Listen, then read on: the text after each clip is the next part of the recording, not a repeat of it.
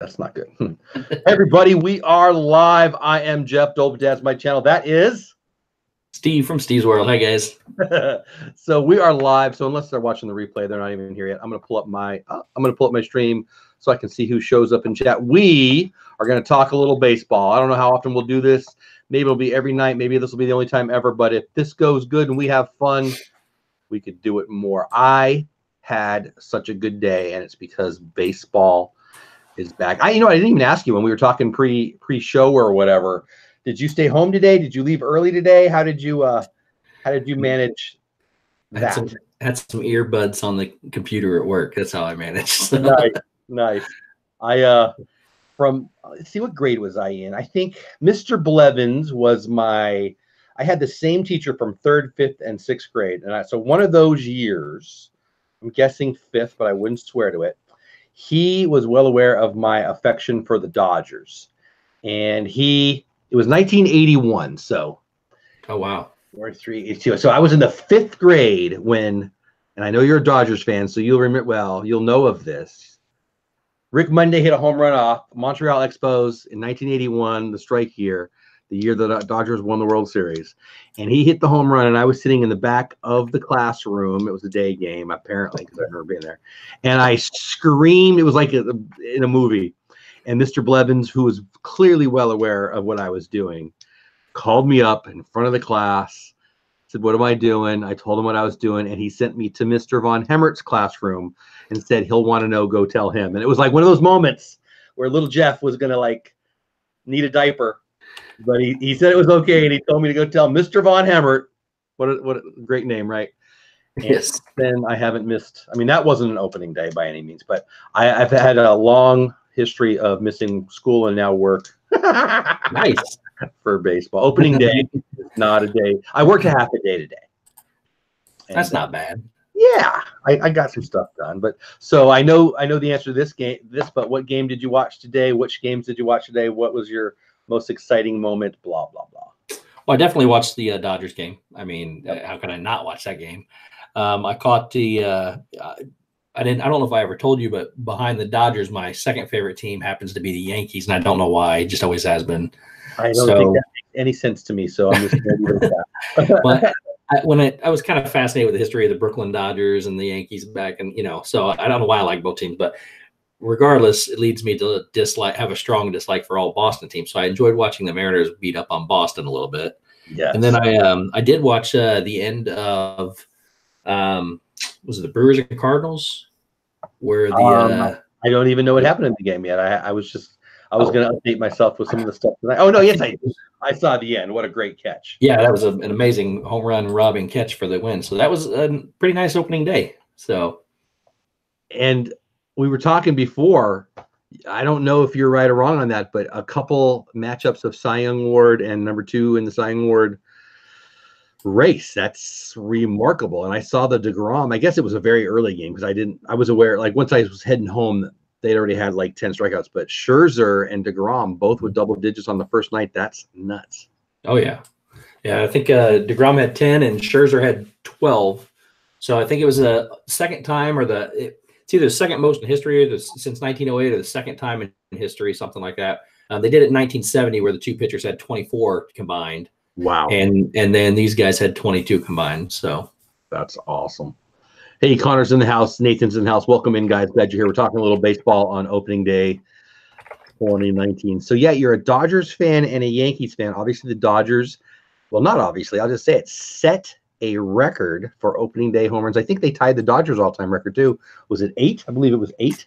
Yeah, they tied their franchise all-time record, yeah. Think of that. Brooklyn Dodgers all the way back. Trolley Dodgers. That organization goes back as far as almost any organization, and some great teams and hitters. That's amazing.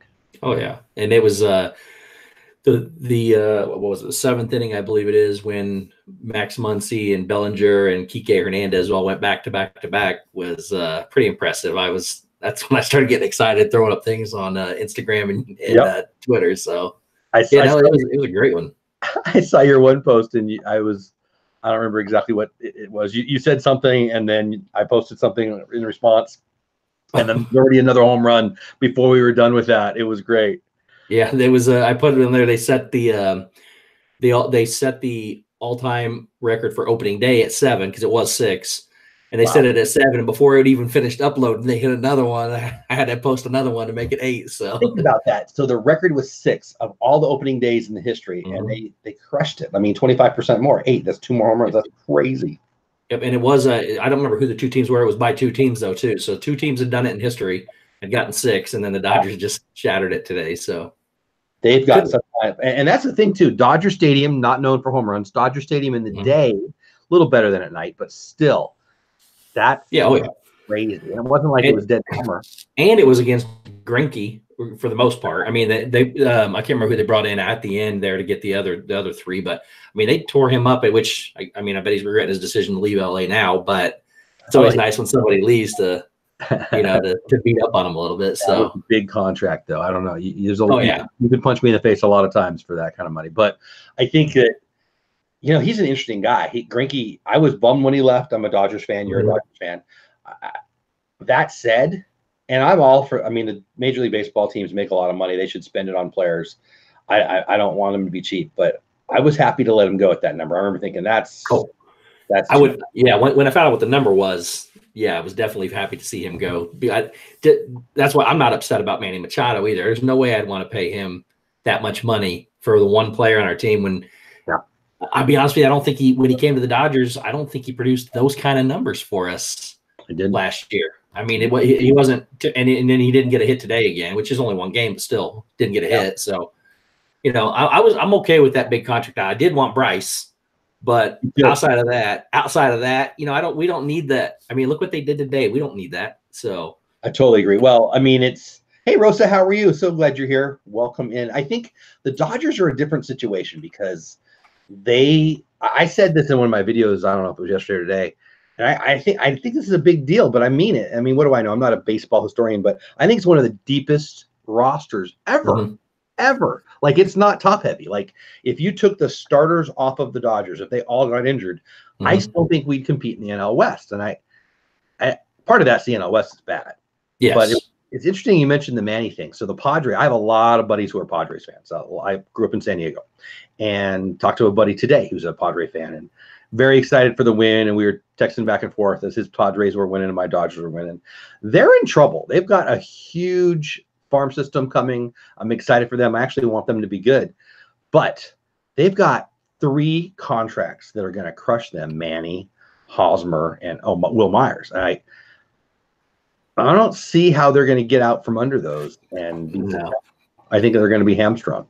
Oh yeah, and that obviously hinders your ability to make moves. And I think there's only 3 teams right now that are above that tax level of what is it, 200,000 or something, 200 million, something like that.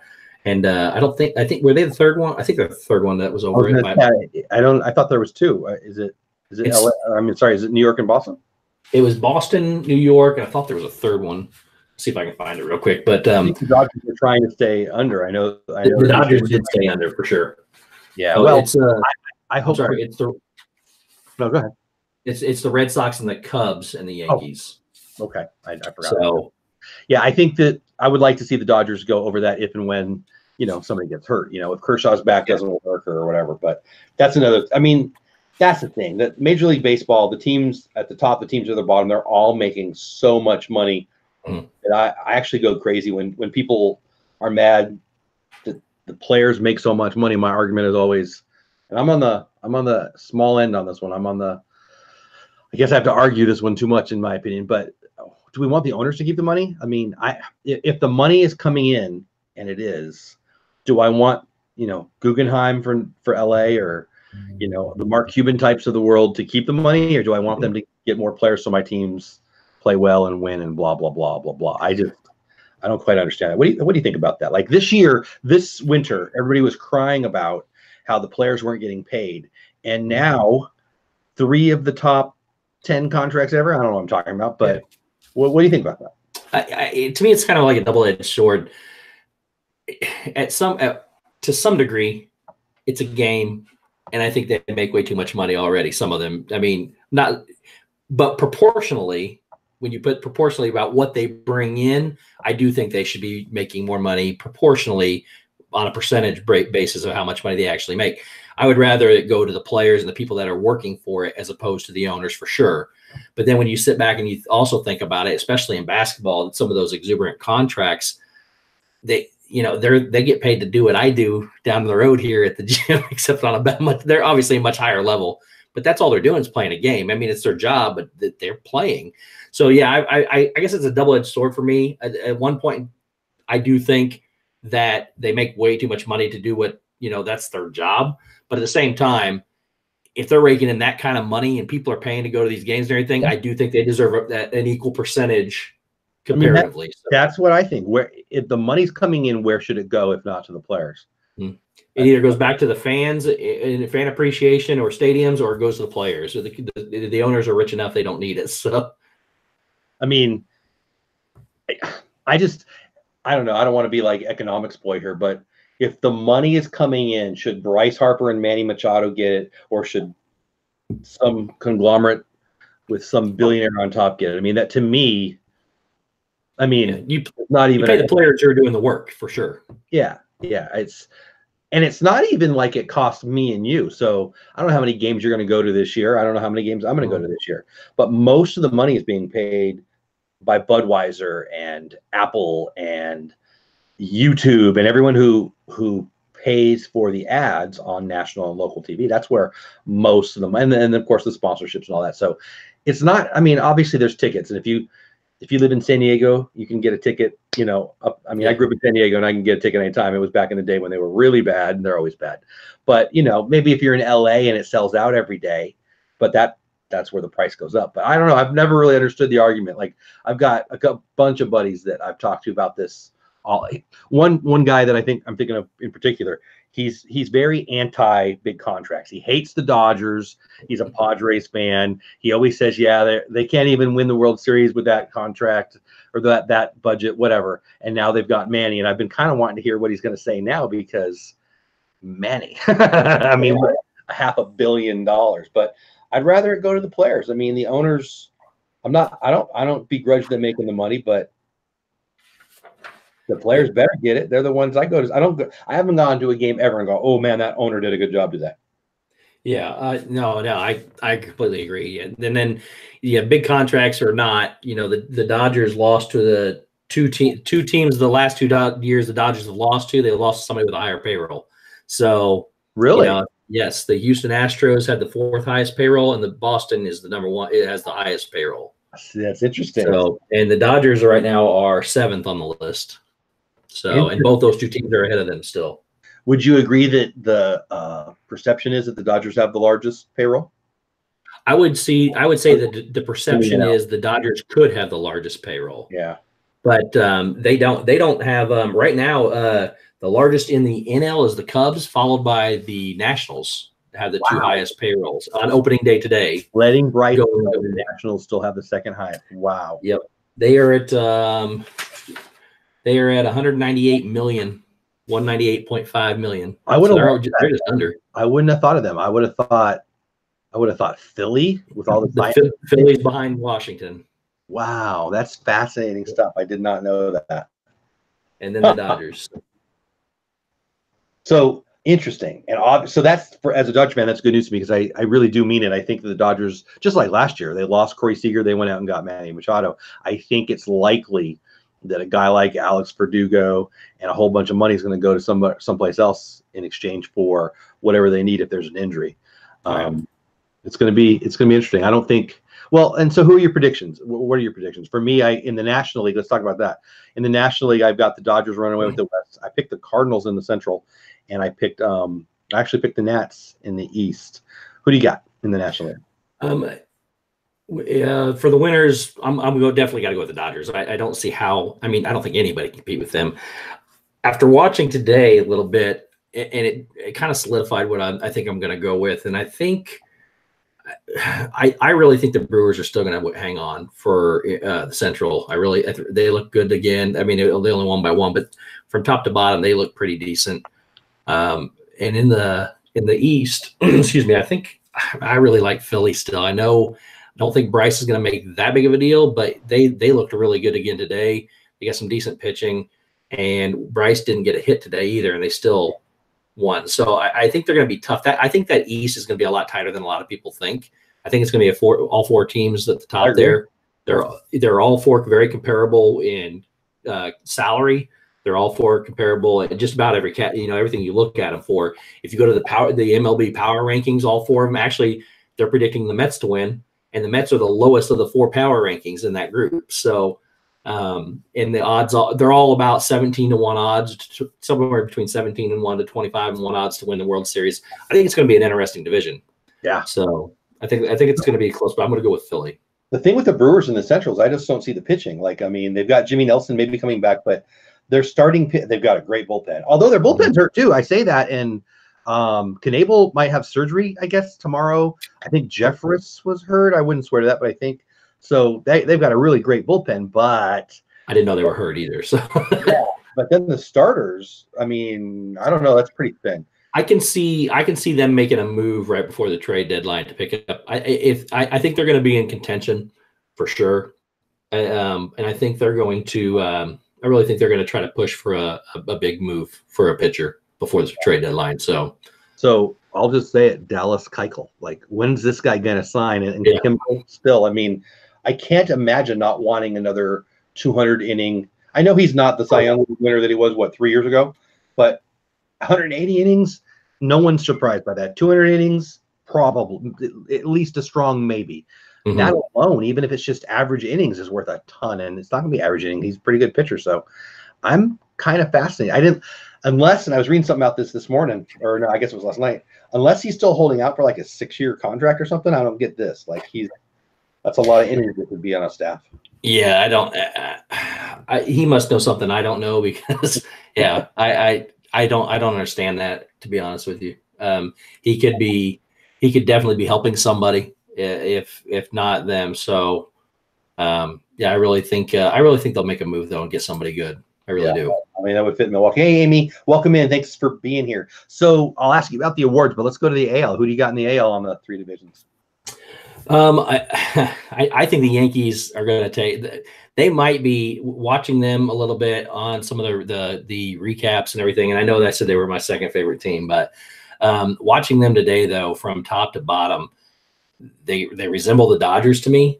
As far as I mean, they've got Judge and Stanton, and even Luke. What's his name? Luke Hoyt, I think his name is. Hoyt, yeah, the first baseman. Yeah, man, those guys, all 3 of them look really good opening today. Again, just they were even putting up their speeds of the bat coming off the ball.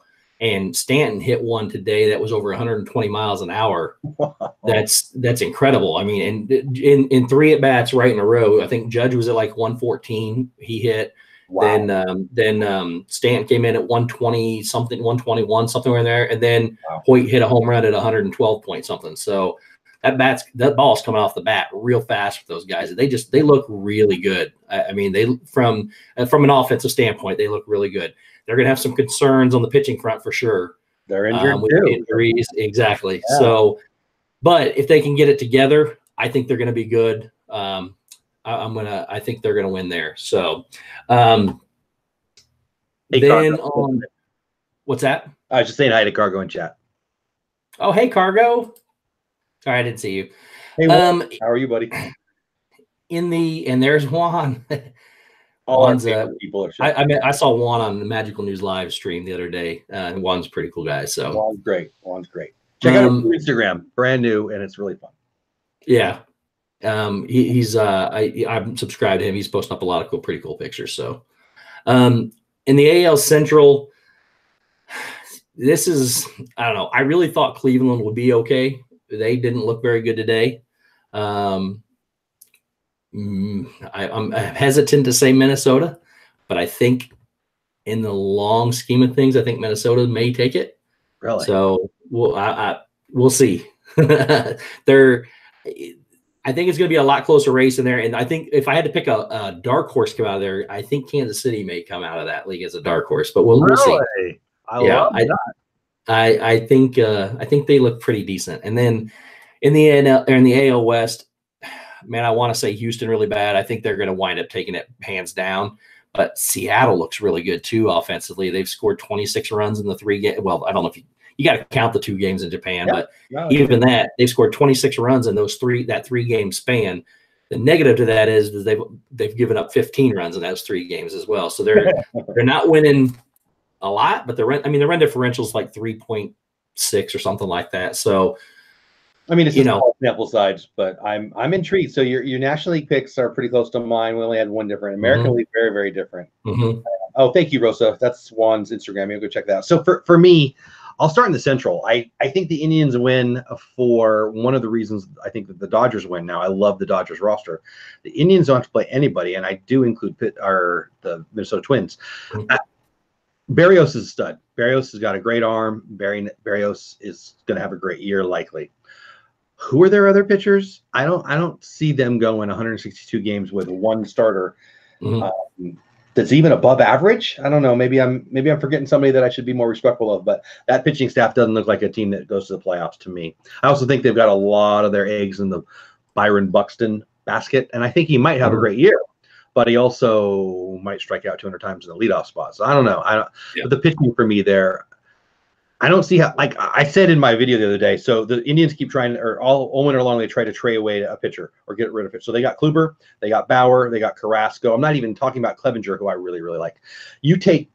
So let's just talk about those 4. You take 2 of those guys and they get traded away, they get injured, whatever, they still have better pitching than Minnesota. So I just think their pitching alone, by the way, I'm not even talking about Jose Ramirez, and the Indians have a good, Francisco. They're beat up right now, but I just think their roster is way better than Minnesota, and disagree with you on the Casey thing. And I think that division is like, they just need the Orioles in there, and they'd be the worst division in the history. They clearly. No, that's why I think Kansas City could come out as a dark horse. Like I said, that's not who I'm picking. That's just a dark horse. Yeah. It wouldn't surprise me if they came from nowhere, because they looked halfway decent today. But again, they're playing each other so many times. I mean, that's true. That's true. Somebody's got to come out of there. Somebody's going to beat the other teams in that division. So if it's not that, I heard somebody today saying that, I don't know where that was. Somebody on TV was talking about how the NL East is playing the AL Central this year in the rotating interleague schedule or whatever. And so that would mean that the NL East would have a good chance to get a couple people as a wild card. I don't think I agree, because I agreed with what you said. There's 4 good teams in the NL East, and they got to play each other. That's why I actually think the Rockies could be a wild card. I got the Rockies. I actually think they've got a pretty good team. I'm amazed at how good their pitching was last year. Even Colorado. And the Rockies are actually only projected, experts or whatever, they're projected to finish at 500 in second place in that division. I think they'll do better than that. 500 in second. I mean, the Padres, they're coming, but not yet. The Giants, so bad. Arizona, I think they could get real bad. I mean, they've got Robbie Ray, they got Greinke. Greinke, I don't get it though. Like Greinke, he's been so good, but I think I saw a stat today. Pretty sure I saw this. His average pitch last year was in the top or bottom 5 in the entire league. Now I get it, he's not knowing, but and he moves the ball around, but you could see the Dodgers were squaring him up like crazy today. So I don't know. I don't see how Arizona does much of anything. They were in first place more than the Dodgers were last year. Did you know that? Yeah. Right. Yep. And they had that stretch for a long, and that's typical of the Dodgers lately. Is in the past few years, they start out good, they fall behind quick, and then they have that big lull, and then they play catch up the rest of the season and just dominate at the end. Which is, I'd rather they play well at the end of the season than the beginning. That's true. But, I'd like for them to dominate wire to wire one time. Yeah. So. I told my buddy I want 162-0. I don't want any stress this year. I want stress in late October. So my picks in the NL though, I think, did I say them, or the AL? Excuse me. I agree with the Astros. I don't see anybody touching them in the West. I think the Indians run away with it. I think those 2 divisions are pretty much done. And then the AL East has got all the studs. I actually like the Rays, but I don't think they're going to do it well enough to catch either the Yankees or the Red Sox. I don't like picking the winners. I think it's really hard. Actually, Ross on the telecast tonight was talking about that, how it's so hard to repeat.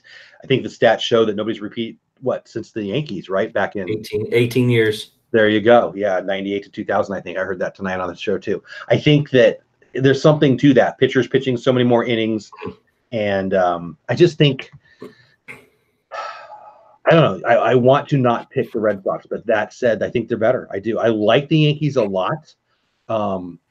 Obviously, a great lineup. Obviously, they're going to mash. I think that the pitching may be the best bullpen ever, and that I don't want to sound like a crazy person, but that is a great bullpen. But I don't see how the starting. I mean, they brought back CC for a reason. They need. Oh yeah. And an aging CC at that. So right. The difference what I have between those two teams, if I look at them both, I think, in my opinion, I think the Yankees offense could be a lot better than the Red Sox offense. I think the closing pitchers for the Yankees are better than Boston's. Boston starters are better the other way, but the problem with Boston is right now they still have not fixed the issue with closing a game out. And if they don't put up enough offense to get them to the closers, it's not going to matter. You're right. So I really think the Yankees are the offense is going to be overcome the lack of starting pitching that they don't have. It's going to be interesting. We'll see. Yeah. So how about award winners? Let's stay in the AL right now. Who you got for the MVP in the AL? Oh, that's going to be a rough one. Man, I honestly, I haven't got that. I haven't even thought that far about the AL yet. I really think. Putting you on the spot. I love it. Yeah. I honestly could see Stanton winning. Wow. I really think he could. If not him, if not him, I would think possibly. I'm trying to think who else I could think could possibly win it. Man, I don't know. Well, you think on a minute. I picked Bregman. Yeah, I think you could get one of three offensive players on the Astros, a good argument. Correa could have a big bounce back year. I actually think Springer's going to have a good year. Bregman. And I didn't even mention Altuve. So any of those guys could break out quite easily. Obviously, you got to consider Trout. I just don't think they're going to win. I've actually heard a couple people picking them to be a wild card. I don't see it, whatever. But Trout obviously is going to be the top 5, probably the top 2. Might be the best player we've ever seen since we've been alive. He's that good. Yeah. And then you got your whole you could pick a couple Red Sox or a couple Yankees and no one will laugh at you. So, I mean. Yeah. Oh, no.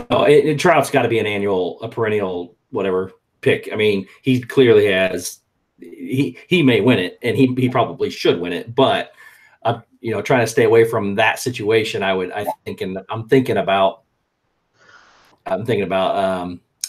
Giancarlo. So I don't know. I don't know why I think about him, but I really do think he'll do it. So and Betts and JD obviously would have a shot with Boston. But I'm intrigued. Why Stanton over Judge? Because for my money, Judge is going to have a bigger year. He may. Judge struggled last year though, and the problem with Judge was either hit it really hard or he struck out. Now, if he can overcome that, and he did today, he hit very well today. If he can, and it may be because he was young. I mean, it's young and hurt, right? I mean, what's that? He was hurt for a lot of the year, right? I don't think it was a lot of the year. It was some. I can't remember how many. He played through a lot of his pain. I know that. He definitely came back a lot sooner than everybody said he was going to come back. Yeah. I don't remember the day, how long it was by any means, but. Yeah, but I think he could be good. I think Stanton is more experienced and plays better under poise.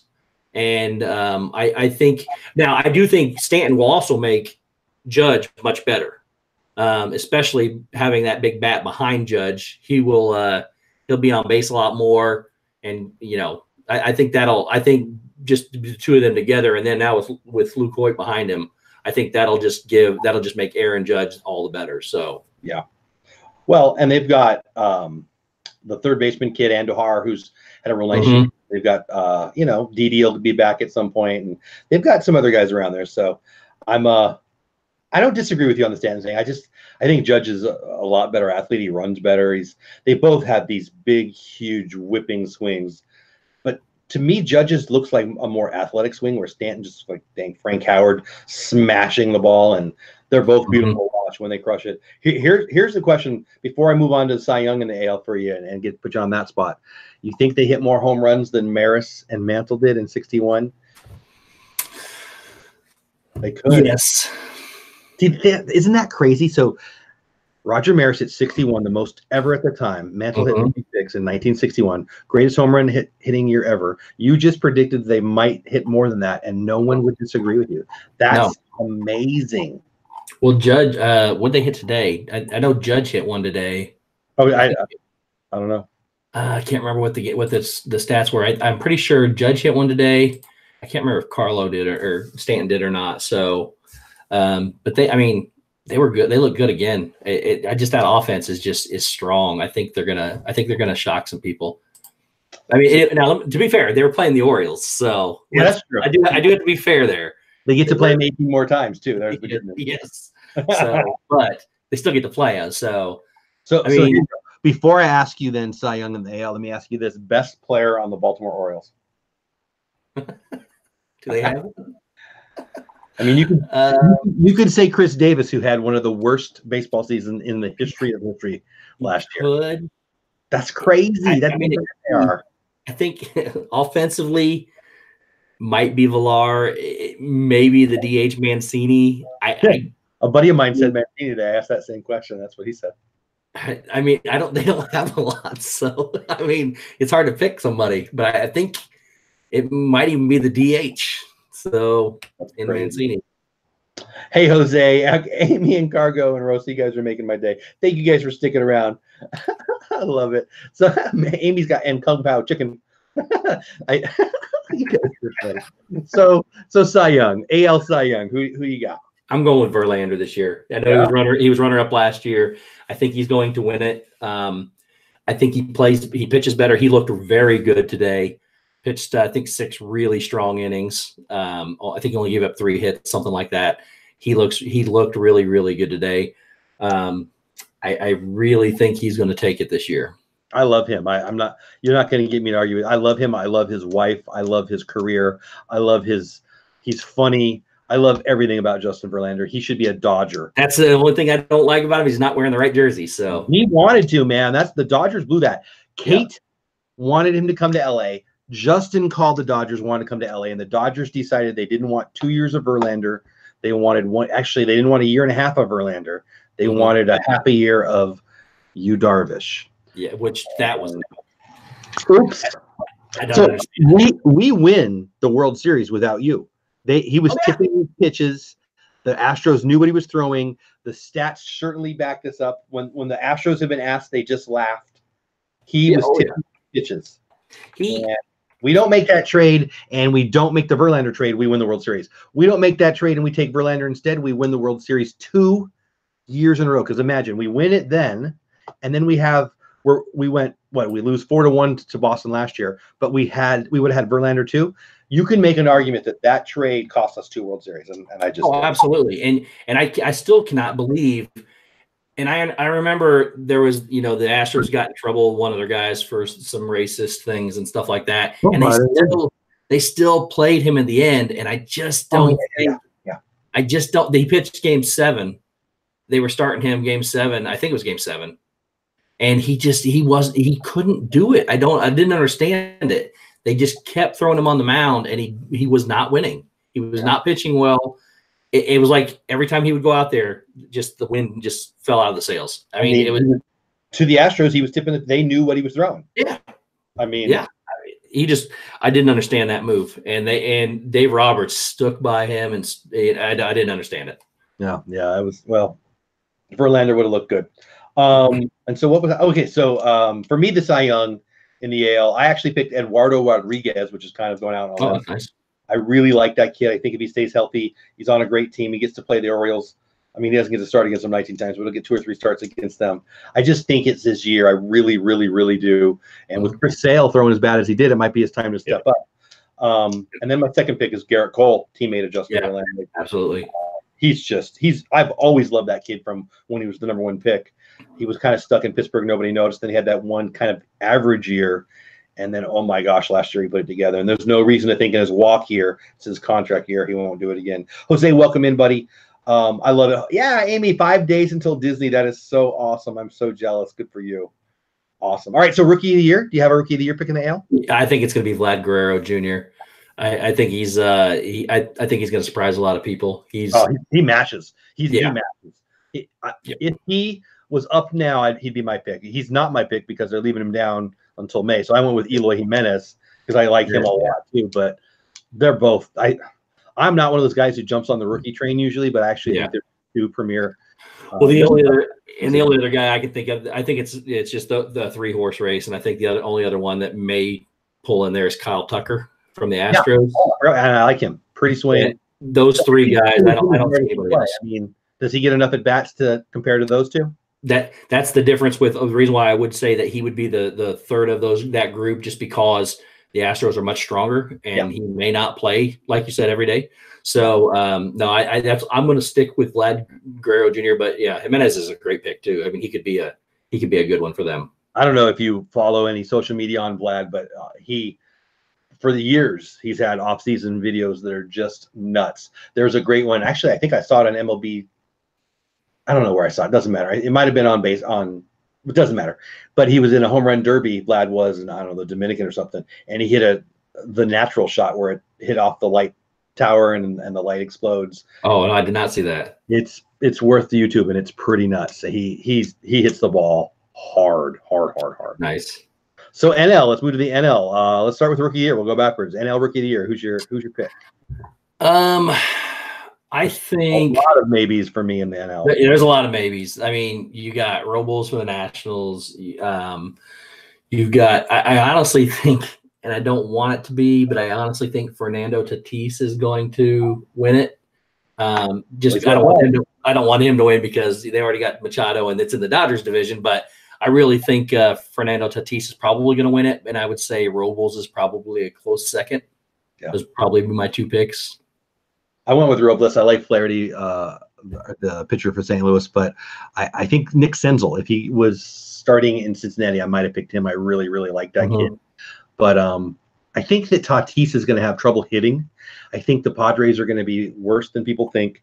I think there's zero chance that Manny Machado gets 20 pitches to hit all year because why would you throw him anything? And I think Fernando Tatis is the one that's going to get the pain there. I really do. And by the way, that park is hard to hit in. Like really it is. The reason why I picked Tatis though is because he does get to play Arizona, Colorado, and San Francisco. That's very true. And Robles has to play the Mets and the Phillies and all those other in the National, or not the Nationals, the Braves. So yeah, that's really good. So I think to some degree those numbers are going to be swayed a little bit just because of the division that they're in. So yeah, that's an excellent point. The NL East is going to have a lot harder. I mean, who do you want to face? The pitcher set for the Pirates, or excuse me, the Mets, or pick a team that's not the Dodgers. So that's really fun. So all you guys in chat, I really appreciate you being here. We got Ian in the house. A lot of our Disney friends are here. I love that you're here. Even some of you guys who are clearly not baseball fans, it makes my day that you hang with us. Thanks for being here. Amy going to Disney soon with her first 5K. I think I told you the other night I've done one. They're so fun. I can't wait for you to get back and tell us about it. Ray J here all the way from tomorrow. Actually, it's here. It's tomorrow here now, so it's actually today. A little confusing, but love that you guys are here. Cargo says I zoned out. You know what? You're here, and I appreciate it. Michelle's in the house too. Love it. All right, so National League, Cy Young. What say you? If in a perfect world the guy stays healthy, I really think Clayton Kershaw will win the Cy Young again. If he stays healthy. I want to pick him because he's still elite. He's missed some starts, but his numbers are still elite. But I didn't. But I love that. He's done bad, and he's not. Yeah, when Walt and I from Mouse Talk did our top 5 greatest baseball players of all time, the stats I threw up on Clayton Kershaw, and the reason why I did not pick Cy Young as one of my top 5, one of my top 5 greatest players of all time, was because Clayton Kershaw's numbers are better than Cy Young's. Now Clayton has to finish his career, but ERA, all the ones that really, really matter, and especially in today's world, Clayton's numbers are better, and I think Clayton has a chance to be top 3 all time. Wow. If he stays healthy. His problem is he cannot stay healthy, and he has a knack for his ERA blowing up in the playoffs. But outside of that, with comparing generations, especially pitching, but it's really like I got to get in on those chats with you guys. Like I hadn't even got to listen to them. They just are times that I've missed, and I hate that because they're totally topics that I'm passionate about. But when you compare Clayton Kershaw to Cy Young, it's a different game. It's like It is. Babe. I mean, I don't even know. We should get to that. I'd like to hear who your top 5 were because I haven't watched it, so I don't even know what you said. Yep. But well, let's stick with it. So let's if we have time at the end, let's do that. So your Cy Young pick is Clayton. If he stays healthy. If he doesn't stay healthy, I think it's between Scherzer and DeGrom again. I'm going to say it's going to be Scherzer this time, even though he finished runner up last year. He looked really good today in a losing effort. His problem is going to be that he doesn't have the offensive power behind him. Yeah. That may keep him from getting the Cy Young. But he went 7 innings, had 12 strikeouts, and lost the game. They got beat 2-0, I think. So if you don't have any offensive support, it is going to be hard to win that trophy. DeGrom. I mean, what did he win? 10 games or something, whatever it was. Yep. So and he had 10 strikeouts today too. So it's going to be close between those two, but I really think it's going to be Scherzer in the end if Clayton is not healthy. So I went with a teammate of Clayton. I went with Walker Buehler. Buehler. I love his stuff. I love his makeup. I love his attitude. I love the team he's on. I think he's going to have a big year. You know, usually that time in their career, year 2, they usually get a bump up in innings, and I think they'll be able to protect him, but give him that. I think he's going to have a good shot. My second pick was Patrick Corbin, who I really, really, really like. I think the Nats are going to have a big year. And going from Arizona to there, he does have to face the NL East, but I just think he's going to have a big year. And those are my 2. Last but not least for the awards, who do you got for what do we got left? NL MVP? MVP, I think, yeah. I think there's a lot of people that think Corey Seager can do it. I don't think he's going to do it. I think he'll be close. But I think he could. I think he'll be close. But I really think, depending on how the team does, and I think they're going to struggle some this year, but I think he's going to make the difference. I think it's going to be Paul Goldschmidt for the Cardinals. He's my second choice, but so a big year. I really don't. Yelich looked really good today. He does not look like a baseball player, and I don't know how he won the award last year, how he does what he does. But he did well again today. So, I mean, he could be there too. But I love Yelich. I think the Arenado could win too. But I'm going to go with Paul Goldschmidt. Well, I love that pick. He was my second choice. My first choice is Cody Bellinger. I think Cody Bellinger is ready to explode. I think he's going to cut down on strikeouts. I think he's going to hit a lot of home runs. He's going to be the best bat in him or JT, in a great lineup. And by the way, he's elite defensively at 2 positions. Yes. And his best defensive position, he's not even having to play center field. As a right fielder, he's got a great arm. He's going to have a bunch of assists. He can play first. He picks it great. I kind of have a baseball crush on Cody Bellinger. I think he is super, super, super good and ready to explode. But Bellinger's my favorite player, right? I mean, he's easily my favorite player.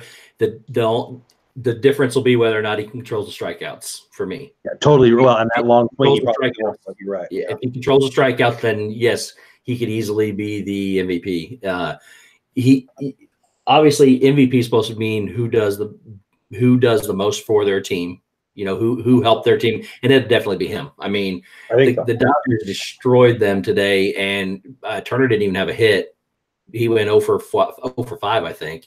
So I mean, and he's going to be good. We know he's going to be good, but you know that's a deep lineup, and if Cody can control him, he could lead him there for sure. And I watched him make a play. It was in the playoffs. I can't remember if it was last year or the year before, when he was playing right field, and I had he made a diving play and his body got all twisted up. I don't know how he does it. I thought he was just solidly a first baseman. Yeah. Hey, you're doing pretty good there. But then he goes in the outfield, makes plays like that. It was just incredible. I love him. I think he's great. I think he's only touched the tip of the iceberg. I think that we've only seen the tip of the iceberg from that kid. I love him. And I might be homering at that. I picked a lot of Dodgers up, but I truly do believe they're the likely best team in the National League, so it makes sense. You guys go ahead. I'm sorry, buddy. I was going to say they're going to – I'm picking them to win the National League, all of it, not just their division. I mean, I think they're that good. I do too. So Amy asked me, got to ask if I was nervous for my first 5K run because I'm excited and ready and nervous all at once. I don't get nervous about a lot of stuff. No, I wasn't nervous. I knew that I was not going to set any records. My goal was simply to get the medal. I actually I wish I would have not been worried about that because people went way slower than me and they all got the medal. And I didn't stop to see some of the characters because there were some really cool characters there. Also, it was like 3 in the dang morning, and I don't have enough energy to be anything close to nervous at 3 in the dang morning. So honestly, it's so fun. I'm so glad I did it. I may or may not do one again. You're going to love it. I was nervous is the wrong word. I was worried about getting the time done because I'd never done one before. So first, I didn't know what a corral was. I'm not a runner. There's a shock, right? So I just didn't know what I didn't know. So yeah, I guess maybe nervous. I had trepidation about getting the medal, but it's a lot of fun. You're going to get the medal. Just have fun. It's amazing. And the people, oh my gosh, if you want to be around a positive group of people, it's them. Runners apparently are very positive. Not that I know that well, but Disney runners are insanely positive. I actually heard Mickey's Magic, talking about this the other day. She was talking about she was tearing up just watching people finish. I think it was the marathon.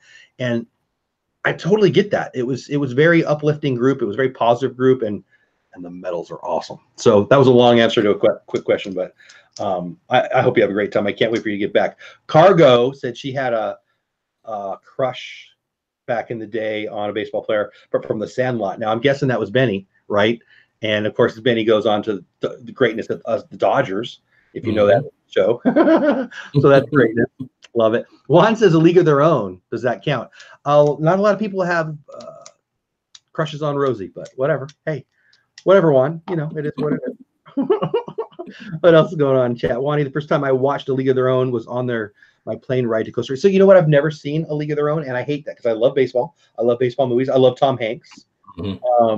I don't have any reason to tell to why I haven't watched that movie, but I've never seen that movie. And that's is that Gina?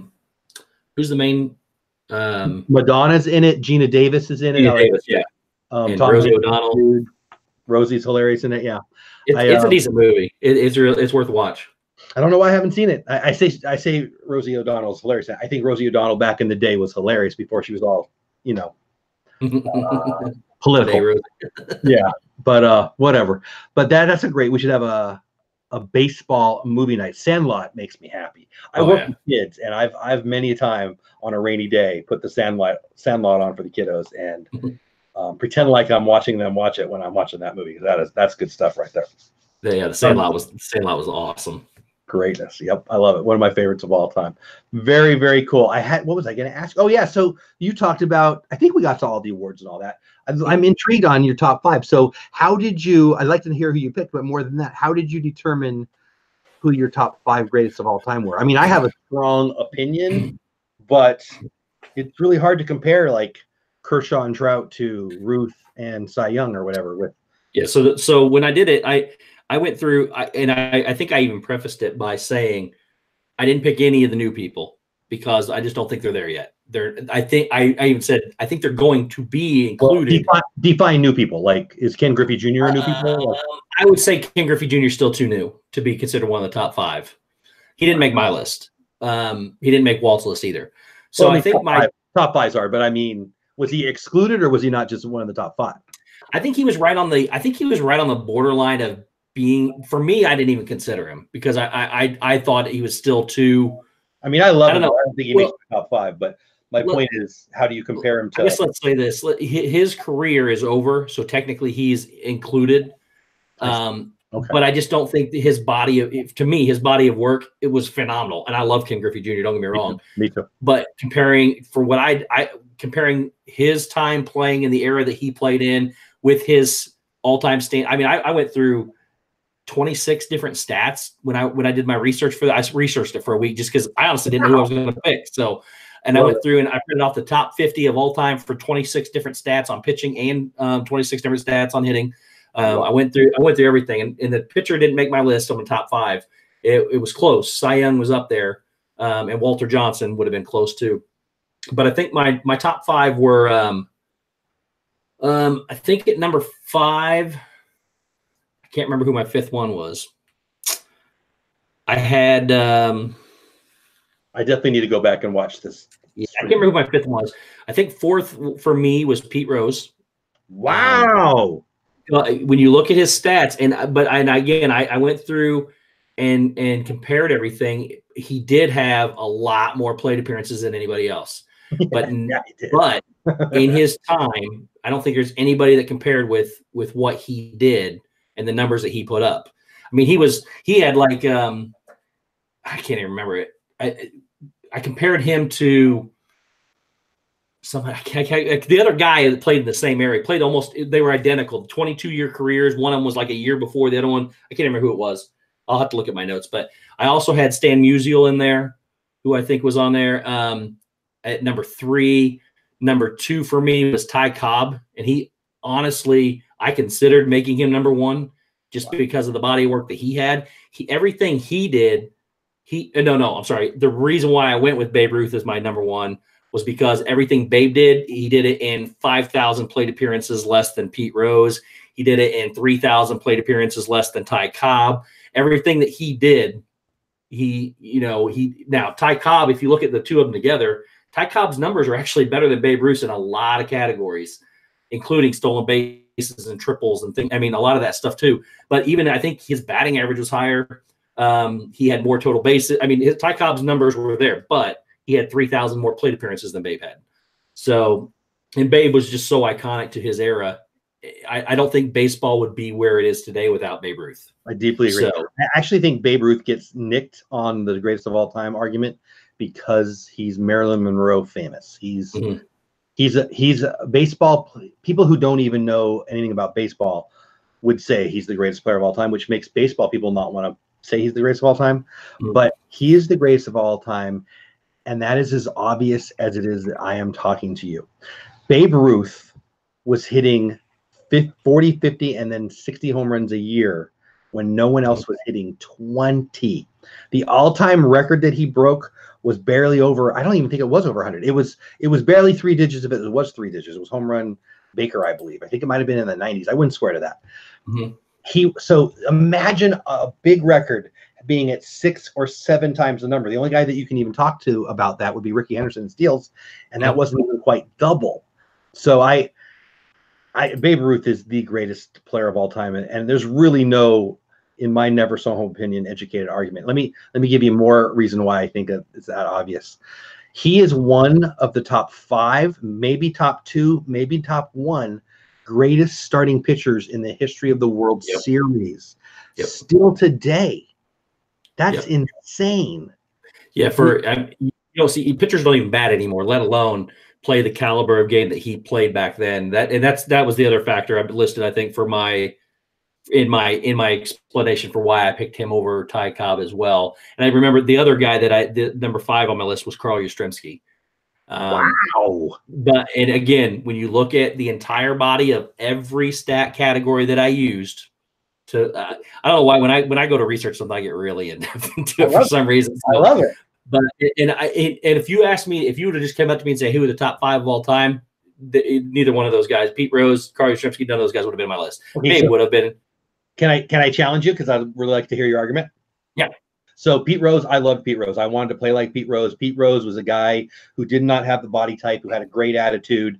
Obviously, he's kind of a jerk, but I loved to watch him play. He was when I was a kid at the top of his game. Well, I mean, his top of his game was when he was MVP, but he was certainly one of the elite players when I was a little boy, and loved his hustle, loved his attitude, loved him.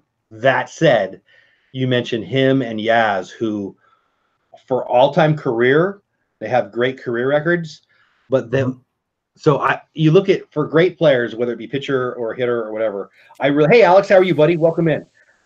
For me, there's 2 ways to look at it: their peak season when they were best, and then their career totals. So the rare player like a Barry Bonds has a bunch of MVPs and crazy all-time records. So with Yaz and with Rose, you're definitely looking at their career totals way more than their peak seasons kind of thing. Like by leaps and bounds, you obviously weighted it more for career. Well, if that's the case, and it must be from what I think, how do you not say Hank Aaron? How do you not say Barry Bonds? How do you not say Ken Griffey Jr.? How do you not say Willie Mays? How do you not say Ted Williams? They had bigger career numbers and higher peak seasons. with those guys were all in my top 15, 20 or whatever. But when I pulled all the stats across the board, and they were consistently higher. I don't have my notes are in the other room somewhere. So about how do Rose or Yaz beat Aaron? Just Pete Rose has the most hits of all time, sure. I think. Yeah, he also led in another weird category of hitting. Let me see if I can pull it up. If I might still have it on here somewhere. No, Pete had, I think, man, I want to say Pete had stolen bases too, but I can't remember if he did or not. Let's see. He ran a lot. He ran more than Aaron. There it is. Okay. So Pete Rose, let's go to hits. All right, yeah, Pete Rose, for instance, on hits wise. Okay. He also crushes all those guys in runs totals. So, but again, part of this is completely weighted on the fact that he had a lot more at bats. But I also factor that into that being a great factor into your career as well, in that he played every game all the time. Maybe some of it was extra seasons, but a lot of it was the fact that he stayed healthy and he played well. But he beat all those guys in runs. He beat all those guys in hits. He beat all those guys in doubles. He still had 135 triples. Willie Mays only had 140, so there's not really anything comparison there. The difference that's going to factor in favor of Mays is obviously home runs. He had much better home runs, but Rose had 500 more walks than Willie Mays did. I'm sorry, you wanted me to compare it to Hank Aaron, not Willie Mays. But that was Willie Mays. But even against Hank Aaron, he had 650 more hits than Hank Aaron did. He still scored more runs than Hank Aaron. 150 more doubles. He had 50 more triples. The difference again being home runs and RBIs. That's where Hank Aaron comes in, just like Willie Mays did. But going back to walks, he had 300 more walks. Hank Aaron struck out 170 times more than Pete Rose did. And Pete Rose had 3,500 more at bats. So in 3,500 more at bats, Pete Rose struck out 170 times less than, I don't know. So when you look at the whole body of their career numbers, the only thing Hank Aaron really beats him on is home runs and RBIs in the main first original stats. Hank did have 50 more stolen bases than Pete did. They had very, very similar, like their on-base percentages were only 2 points difference. Their batting averages were right there together. Slugging percentages was a little in favor of Hank Aaron, but all the other stats are equal. So when I looked at the numbers on a career, that's what I went with. And the same thing with Musial. Musial's numbers are up there, and Yastrzemski's numbers across the board. I don't know. I looked at numbers. I didn't look necessarily at the nostalgia or that. I looked at the numbers. At the all-time number. Yes, I did. You definitely weighted a 20-year career way higher than a 15-year career or a 17-year career. Yes. Interesting. DWA in the house. Hey, Chris, how are you, buddy? Welcome in. We're talking a little baseball. So I'm intrigued by that. Are you a fan of the stat WAR? No. Yeah, I was going to say I know you're not. No, I like to weight things. I think having a 20-year career is just as important as a stat, as opposed to somebody having a 15-year. And longevity in this business should be rewarded at some point in time. So I think being able to play that many years and being able to do what the things that he did helped. But even when you compare some of those numbers, Hank Aaron, most home run hitters, either you hit it or you don't, you strike out. And Hank Aaron fell in that category too, compared to Pete Rose. He had 170 more strikeouts in 3,500 less plate appearances. So I don't know. When I look at the entire numbers, and trust me, Pete Rose would not even be in my top 20 if you would have just come up to me and said, hey, who are the greatest players of all time? But when I looked at numbers, it was hard to argue it. I mean, Pete Rose is great. And when you take the length of his career, I mean, he's 40th all time in WAR, so he's not bad. But WAR per season, he's not going to be in the top 100 either. Mm-hmm. So, I don't know. I love Pete Rose. I'm not going to attack Pete Rose as a ball player. As a person, he's a Yeah. Individual. But as a ball player, he was one of my all-time favorites. But wow, yeah. And Yaz, I like Yaz, but he's not even the best Red Sox hitter ever in my Yaz was a stretch for me. And again, I did his based on all the categories. When I took all the categories, I ranked every single person from 1 to 50. All-time stats. Again, this is all-time career length, longevities, whatever you want to consider it in. Sure. And I gave him, obviously from number 1 got 50 points, number 50 got 1 point. And I rated, and he came out in 5th in points. How is Yaz better than Barry Bonds? They played the same position. Barry had 6 MVPs. Yaz had, I think, maybe 1. He had Triple Crown, but it was a pretty average year. He was a very good player for a very long time, but he was probably the 3rd best left fielder in the history of the Red Sox, maybe the 2nd best, 2nd or 3rd best in my knowledge. I mean, how is Yaz better than Ted Williams? Yeah, it's what the numbers. I just went strictly by numbers, and what I should have done. And now that you're saying this, to be honest with you, career numbers based on all stats, every stat across the board based with career numbers. What I should have done, and I see that it would have helped me and made it a much better argument, is if I would have taken the career numbers and then divided them by the number of seasons they played and see what their season average was across their career. That would be their average. So that would have changed. So greatness for all time, which is, I feel like what you did, which there's value in that. I can't buy. Is that Amy? Bye, Amy. Thank you so much for being here. There's something to be beloved about a long career. There's no doubt. Then there's your average per year, and then there's your peak season. Like Barry Bonds has 6 MVPs or whatever. So any of those 6, would be his best year likely. I mean, Yaz won the Triple Crown, but he barely hit 300 that year. So it's. And I think, wasn't he the last one to do? Yeah, I think he was the last one to win the Triple Crown until, Miguel. Yeah, 67, I think. He was the first one. So it was like Ducky Medwick or something. Yeah, I think that, I mean, we're talking about great players, and that's what I love. That's what I love about baseball right here. You clearly know what you're talking about. You clearly dove into it, and we're going to have a disagreement, and I love that about baseball. I do think it's virtually impossible to compare. Like when you talk about Cy Young, by your standard, he's going to be the greatest pitcher of all time. By my opinion, Walter Johnson pitched at the same time, and it was clearly a better pitcher than him. Lefty Grove was almost the same time, clearly a better pitcher than him. If you want to go back, guys like Kid Nichols had better stats. But when you go longevity, Cy Young won 500 games. I mean, no one's ever going to win 300 games, maybe. Certainly not 400 games anymore. It's not even plausible anymore until they change the stat. And then you've got a guy, and I've got to ask you, if Yaz is a top 5 guy, how does Ricky Henderson not beat him if you're talking about all time? Again, that's just going by the whole body. Yastrzemski would have never. I don't know how he wound up in there. I'll be honest with you. I did try to. I went through the again. The formula. This is exactly. I went by math and numbers, but I did not take it per season average. I took it over the longevity of a career. And if you would ask me, I mean, Mickey Mantle, Ted Williams, Joe DiMaggio, Lou Gehrig, like you said, Ricky Williams, all of them. Roger Clemens, Nolan Ryan, these guys all deserve to be considered for the top greatest players of all time.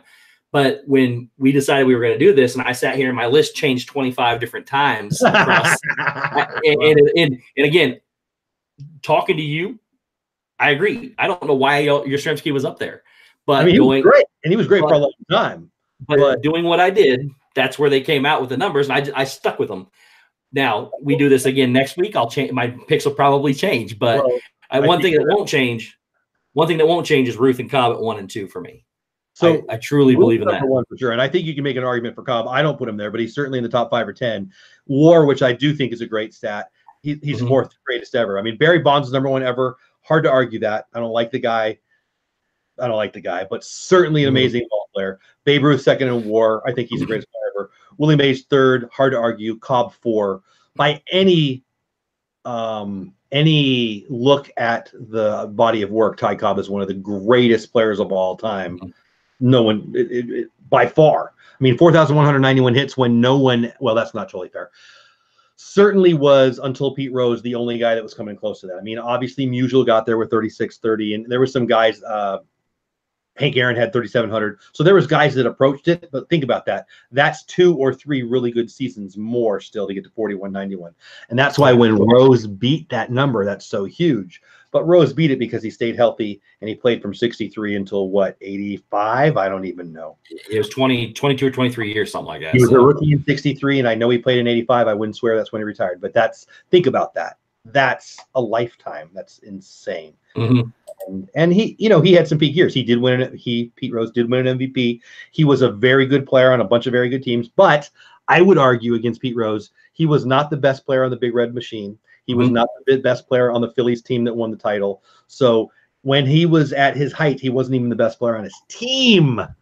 So I mean, I love him. I loved him. But again, and that's why I prefaced my picks when we did this. I prefaced my picks based on numbers, and not anything else besides that, because he wouldn't have made the top. I mean, he wouldn't have made it at all for me. So I just went by straight math numbers. I love it. And that's it. So, well, before we end, I want to ask you, can I keep you for another 10 minutes or so?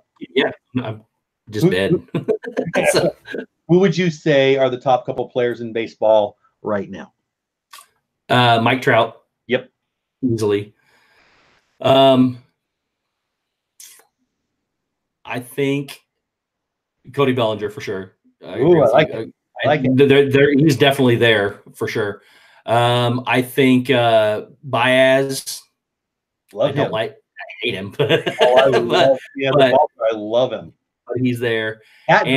He is as good defensively as anybody who couldn't hit. Oh, and by the way, he could hit 40 bombs this year. He is elite. Oh, yeah. And then I think, what was that, 3? I honestly think Bryce Harper could be one of them. I don't think Manny Machado is. I really don't. I don't think he's going to have great numbers here, but I think he's one of the best for sure. Probably. Defensively, elite too. He mashes. He's not going to have – nobody's going to throw many strikes this year. But yeah. And then as much as it pains me to say, I think Mookie Betts is there too. So that's probably my top 5 right now. Yeah, that's good. I like that list a lot. I couldn't argue with it. Probably anybody there. Well, how about pitchers? Let's just move on to pitchers then, because I like your list a lot. I think the returning 4, I think it's Kershaw, Scherzer, DeGrom, Verlander, and Chris Sales. They're all good. I'd throw in Garrett Cole and. Oh, yeah, I think they're good too, but this is 5. There's so many elite players right now. I think we're in a great time to be a baseball fan. I am so excited about opening day today. I loved it. And you know what? 2 Dodger fans talking about opening day on an all-time great opening day for the Dodgers. It's pretty good. I loved having our talk about the greatest players. See, and that's so fun. Like, whatever methodology you use, it's right. And it can be argued against. That's what I love about baseball. I just do. I love it. There's no right answer. I mean, we're going to agree that Babe Ruth's the greatest player, and I think it's unarguable. That said, people could argue, right? I mean, you can have it. I love it. I love it. I'm very intrigued by your. I mean, if you went by most people's opinions, the top 5 are Babe Ruth, Barry Bonds, and I'll be honest with you, I don't include Barry Bonds in that because of the whole steroid era stuff. That's one of the reasons why I do not include Barry Bonds. I'll be 100% honest with you there. I'm not saying that they all don't take some kind of performance enhancer, but he got caught, so he's the only, him and I think Sosa. I don't consider those guys because I think their numbers are inflated based on performance enhancers. So I take him out. A whole show on that topic. That'd be fun. But so Babe Ruth, Willie Mays, Ted Williams, Hank Aaron, and Ty Cobb. Those are technically my top 5. If you ask me to give you 5 guys, those are my top 5. Say him again. Babe Ruth. Say it again. Babe Ruth, Willie Mays, Ted Williams, Hank Aaron, and Ty Cobb. Hard to argue. Musial might weasel his way in there for me, but that's a great list. Musial, Mickey Mantle, Lou Gehrig, and DiMaggio would be my runners up probably. I think Ricky Henderson would pop in there somewhere. Yeah. That's a good. See, that's more of where my brain would go. Yeah. And that's just if you just ask me what my top 5 are, that would be the top 5 list. But when I started, I don't know, my mind works a whole different way. You got married. Yeah, no, that's cool. There's nothing wrong with that. That doesn't mean it's wrong. Movie Mania, Nick in the house, welcome in. Yeah, that's a good list. I like that list a lot. And pitching is even harder. Like, oh yeah, it's really hard to compare eras for baseball players. It's even harder when you're talking about pitching. And I don't even know how anyone can do it. Like, so who's the greatest Dodgers pitchers of all time? Just Dodgers pitcher. Sandy Koufax. I think so too. But we have Don Newcomb, we have Don Drysdale, we have Clayton Kershaw, we have a bunch of other names that are not as famous. It's hard to argue, like Kershaw versus Koufax. It's hard to argue. Yep. It is. It's a whole. And that's part of the issue why I definitely stayed away from anybody that's still playing when I was giving my greatest list, because like I said, I think Kershaw is going to be amongst that list, but we don't know if he's going to stay healthy yet. We don't know. Anything could happen to anybody of these guys. We just don't know. With your all-time stats weighted heavily, an active player would be big for that. Well, I mean, I think obviously we've got Trout and Kershaw that are. I mean, if you're talking about current players who are likely going to be among the all-time greats, I mean, you know, Pujols, even though he's at the end, you got to consider. Even Cabrera was great. I mean, he just won a Triple Crown a couple years ago. But then Trout and Trout for sure. Out. And then, you know, then there's guys like Scherzer that might get into that list there too. And well, the good thing with Kershaw is Kershaw right now, if you go by, again, longevity stats, a lot of those stats in pitching, ERA and things like that, it's kind of like batting average where it's so good right now. I think he's got the third best ERA in history right now through the pitching that I think it's third best. I could be wrong. But and then he's also up there in another category, and I can't remember what it is, but so two categories that, you know, that people, when you say pitching, you think ERA, when you say batting, you think average, and pitching ERA, he's up there in the top somewhere, and that's where he's beating all those guys. But I agree with you earlier when you said Cy Young, you don't think is the best pitcher of all time. I agree. Walter Johnson was better. I think there's 3 or 4 guys in that era that are likely better than Cy Young. But Cy Young, I mean, I don't even remember his name. There was a guy that won like 60 games when his team won, like they only played like 110 one season. I remember. Yeah, I don't know who it is, but I know what you're talking about. So. Yeah, so stats are so skewed, especially pitching when you talk about the eras, and it's happening now. I mean, so I remember when I made fun of guys like, I mean, I'm just talking about my era, Barry Bonds and Dave Kingman, late 70s guys when I was a young kid. I thought to myself, I don't want to be like them. They strike out too much. Guess what? Aaron Judge and Cody Bellinger and the best players in the league right now, Stanton and all, you know, keep going. Almost all of them strike out like crazy. It doesn't even matter anymore. It's just a different game. I grew up, hit the ball on the ground, hit the ball in the gap. I never in my entire career as a ball player tried to lift a ball on purpose once. Certainly never to hit a home run.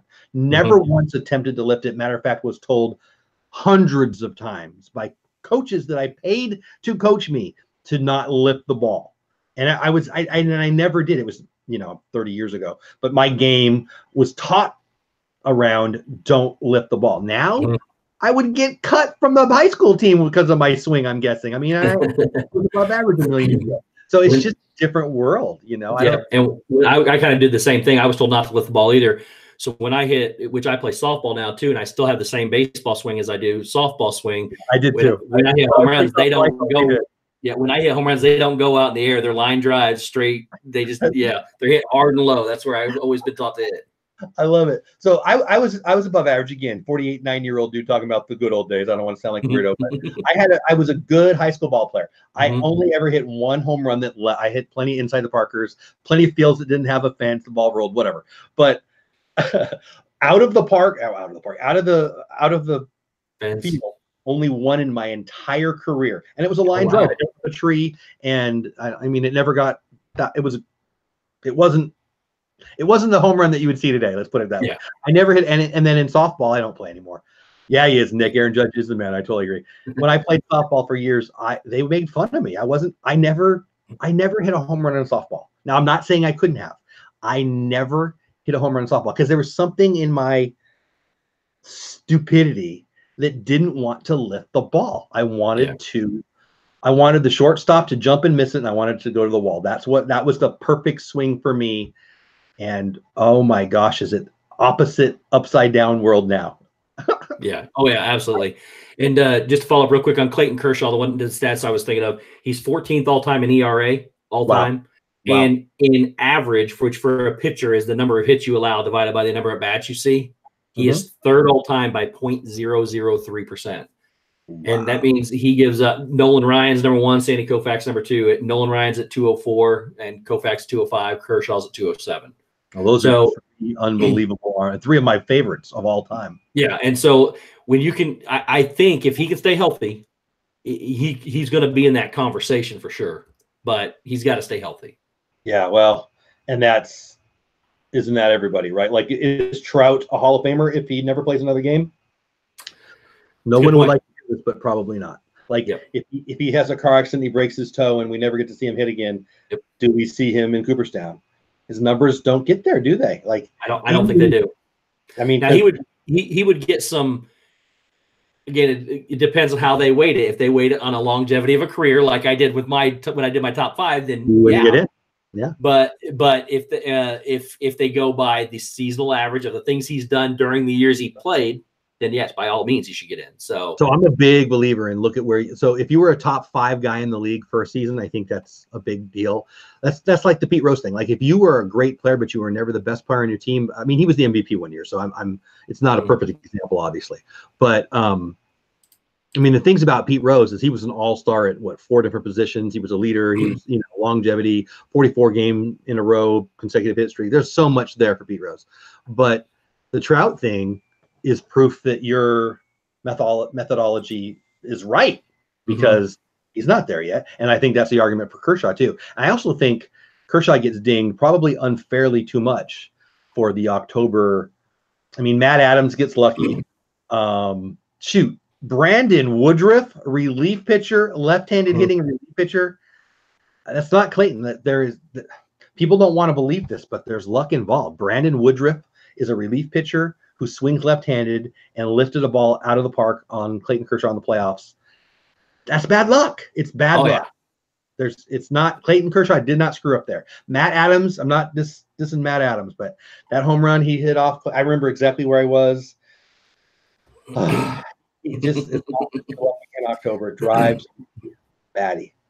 And one thing I forgot to, when you did mention awards, I did take into account to awards when I factored in those 5 as well. Yastrzemski, I didn't only factor in batting. He won 7 Golden Gloves, and he was also 18-time All-Star, 18 out of 22 year seasons. Think about that. That's what's that? Think about that. That's yeah. Yeah, he was an All-Star 18 out of 22 seasons, and he won the MVP once and the All-Star MVP once. So and a Triple Crown. So, I mean, the MVP and a Triple Crown. So like he had the accolades there, where some of the other ones didn't. He only hit like 3-0 something. So the Triple Crown was a weird year. That 67 year, nobody hit at all. But yeah, and his career, he was still the best. Sorry, go ahead. No, you're good. For his career, he only hit 285, so he didn't even hit 300 for, so I get all that. I just, again, when I factored in all that stuff with the number, it was all math is all it was. It was just all math. So I need to go back and listen to that show. That's fascinating. I love it. I mean, clearly you have a passion. Clearly you did your research, and clearly we're going to come up with 2 different positions on it. And that's, I'll say it again. That's why I love baseball. I love sitting around with somebody who knows what they're talking about and see why they think what they think, and how come everyone doesn't think that the Dodgers are going to win this year or whatever, Exactly. I love it. I'm so glad baseball season here. So I don't know how much fun you had. I had a lot of fun. We had a decent amount of people in chat. What, we got like 5 in here now. I'm really glad you guys stuck around. Thanks for being here. I think we got up to 10. I didn't keep looking at it. So I don't know if the numbers were huge, but that's not what I wanted to do this for. I wanted to have some fun with somebody who I think would have some fun too. And I hope you liked it. I'm definitely going to ask you to come back again. I don't know how often I'm going to do this. I've got a show on Friday nights. I got a show on Sunday nights that are Disney.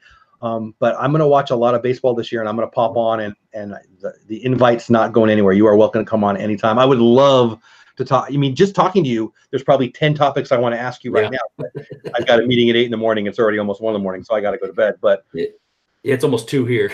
So. Yeah, you're Eastern. Well, but no, I had an absolute blast. We have like you said the other day, we have a lot in common, and I I really, really love this interaction with you and just talking with everybody. So I'll be on anytime you ask me to come here. Love it. Well, I mean, I think I half jokingly and half honestly said in my video the other day, my fantasy pea brain would love to have somebody that had, some local flavor to each team and come on and have maybe a group of 10 or 20 of us, especially if I could find baseball fans who are Disney fans, because that's kind of my jam, and just talk it out 4 or 5 times a week. I would do this. I loved this. I don't know. Yeah, I had a blast. And if we have a topic that we're going to talk about, I'll do my research ahead of time. So, well, I mean, if you want me to, I've got, you seriously gave me 100 things I wanted to ask you more questions on. I wish it wasn't 12:50. I didn't even have to set I set the meeting for 8 in the morning tomorrow. I don't know why I did, but but I did.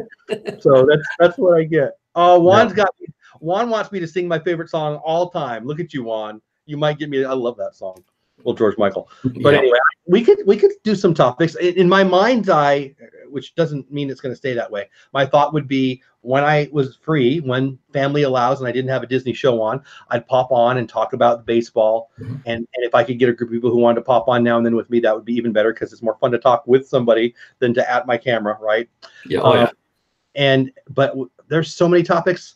Like, if you're serious, I'll put together a list of topics. If only if you will too. And then we'll talk about whatever happened that day. And then, all right, Steve's got a topic and it's boom. And we'll just maybe have a list, and you can give me your list or you can hit me with it. I don't care. I certainly give you my list in advance if you want. It would be a long list. We could do this every day until 120. Yeah. I'm a big baseball fan. So there's days where I don't get to catch all the games, but I'm excited. I'm in if you need me here. So the last day during a baseball season that I didn't watch, that I wasn't aware of what was going on, was never. Ever. I could have the flu.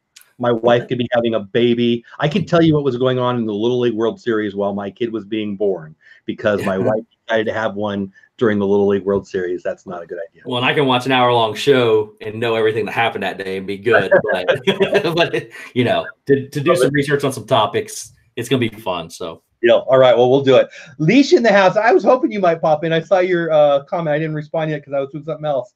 But yeah, you're Leash and Steve have a love for the Yankees, so you're gonna have to come back in here, buddy. Love it.